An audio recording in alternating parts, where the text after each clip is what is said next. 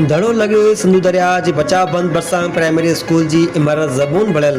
दड़ो वेझो सिंधु दरिया जी बंद भरिसां आबाद ॻोठ अब्दुल्ला पनजो में क़ाइम प्राइमरी स्कूल जी इमारत गुज़िरियल केतिरनि सालनि खां मरम्मत न थियण करे ज़बून हालत बणियल आहे। स्कूल जे कमरे ऐं वरांडे जी छत जा चापड़ किरण लॻा आहिनि। बुनियाद बि कमज़ोर थी वियो आहे। स्कूल में उस्ताद मुक़रर न थियण करे तंदुरुस्ती अमल बंदि पियल आहे। ॻोठ जा ॿार तइलीम हासिल करण बदिरां माल चारण ऐं बनी ॿारे जे कम में लदल आहिनि। उन सिलसिले में ॻोठाणनि मोहम्मद असलम पलेजो, मोहम्मद मूसा पलेजो ऐं ॿियनि मीडिया खे ॿुधायो त ॻोठ जी क़दीम प्राइमरी स्कूल जी इमारत ठहण खां वठी अॼु ॾींहं ताईं मरम्मत थी न सघी आहे, जंहिंजे करे ख़तरनाक शिकिल अख़्तियार करे वरिती आहे। जॾहिं त 10 सालनि खां वठी उस्ताद न हुजण करे स्कूल बंदि आहे। हिननि वधीक ॿुधायो त स्कूल न हलण सबबि दाख़िल ॿार तइलीम हासिल करण खां महरूम आहिनि। ॿार चौपायो माल चाढ़नि था।